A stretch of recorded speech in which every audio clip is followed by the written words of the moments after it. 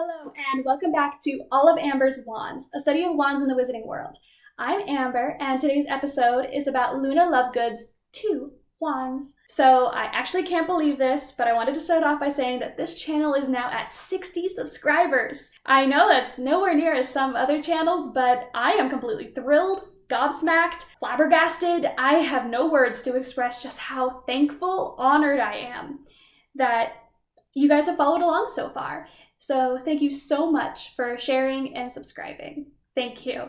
So on to wand lore. Like I mentioned a fortnight ago, Luna's wand is a complete mystery to us. We don't know the wood, we don't know the core, we don't even know the flexibility. All we have is what they look like because I have them right here. So this episode is less about detailed research on a specific wooden core and more of a general overview of several different ones that I think would be a good suit for Luna.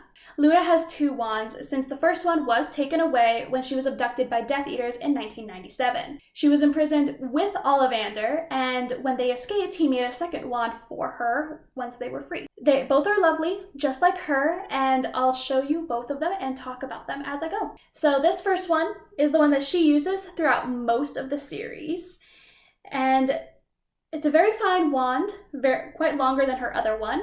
Beautiful, simple color, and as you can see, there are acorns carved into it. Because of the acorns, people often think that this wand is made out of oak, since acorns come from oak trees. OllivAmber has 2 sections discussing oak. The first is red oak, which he says has very rapid reactions and is very good for dueling. He says it favors those that are light of touch, quick-witted, and adaptable. They also have a proficiency for creating new charms and spells. He considers them among his most handsome wands. Now, English oak has a lot more detail to it. Those wand holders are loyal, demand courage, strength, and fidelity. They tend to be drawn towards natural magic, such as magical plants and magical beasts. And if you remember from Harry's episode, I mentioned that holly and oak rule as king of the forest, alternating between the times of the year. OllivAmber mentions that this too, actually, in his description of English oak.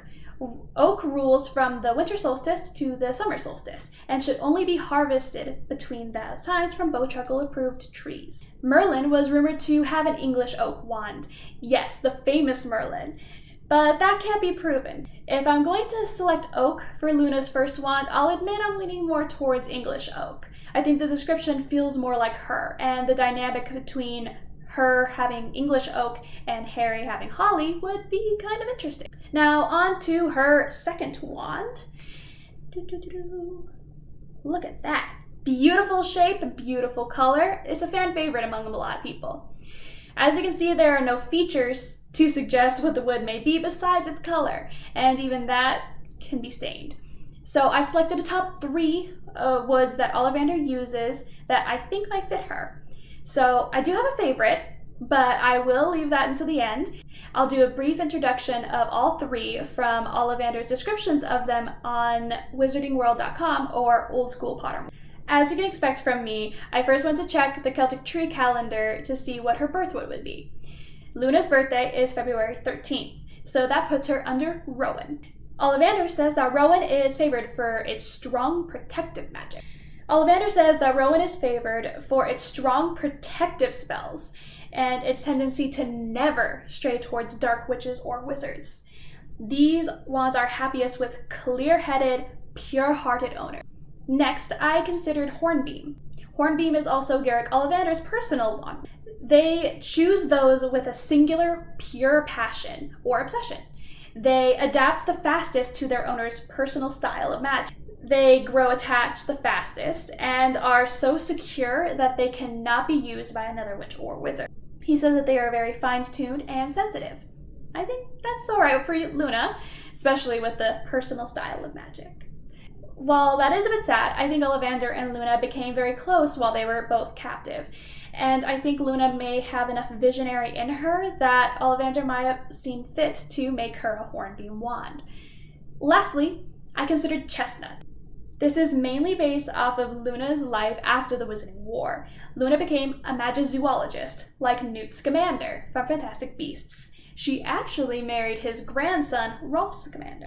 Chestnut is described by Ollivander as curious, multifaceted, and varies the most based off of the core.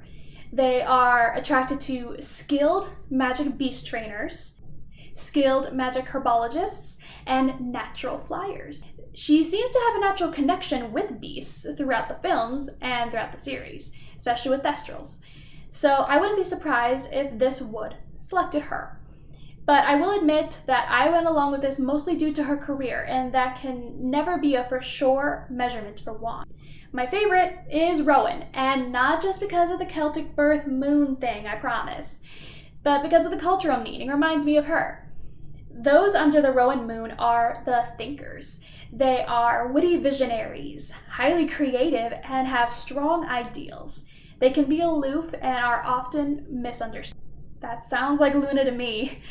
Funny enough, Rowan was culturally believed to be one of the best to go against witchcraft, especially curses and hexes. Rowan is also known as a portal and is planted around entrances and exits, but can also symbolize portals between this world and the next. And I think that's just kind of intriguing for Luna.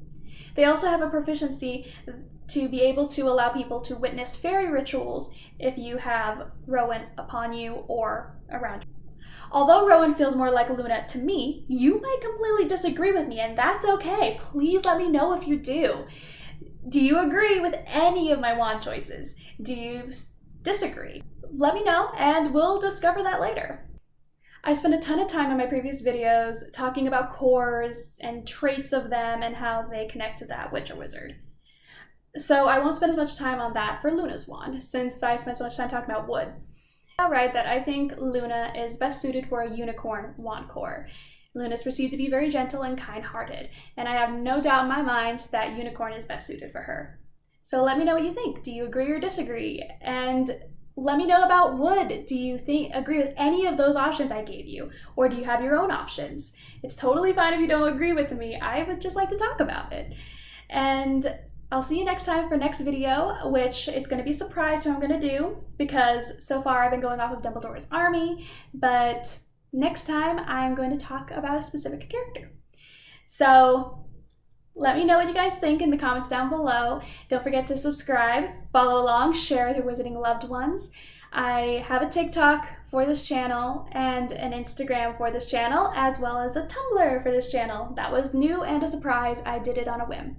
So all of those are under OllivAmbers.Wands. That's OllivAmbers.Wands. Hope to see you again soon. Bye.